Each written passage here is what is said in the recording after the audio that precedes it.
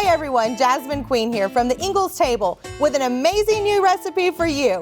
It's my very own cauliflower poppers. We've already been to Ingles and got all the ingredients, and now it's time to get started. I have some brown rice flour here, water, and hot sauce. That's all you need for this recipe. I know it's only 3 ingredients, guys, but it's going to taste incredible. Trust me on this one. We're going to put our brown rice flour in here.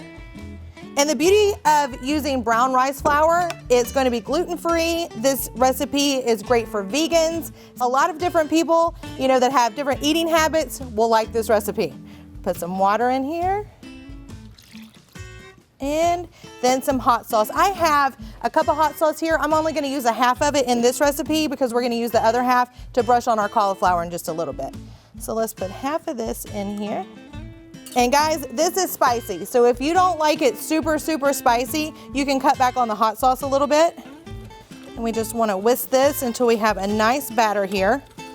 A lot of people out there make these cauliflower poppers, but you hear a lot of using, flour, eggs. A lot of people deep fry them, which I'm sure tastes amazing, but it's not so healthy. So we're really making this extra healthy for you guys today. Typical wings have about 100 calories per wing.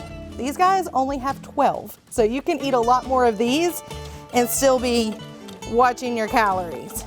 I have a head of cauliflower here. When you chop up the cauliflower, you want to make sure that you get pretty substantial pieces. You don't want just tiny pieces because then it's not going to feel like a chicken wing. So we want, a pretty good piece here. You dip it in.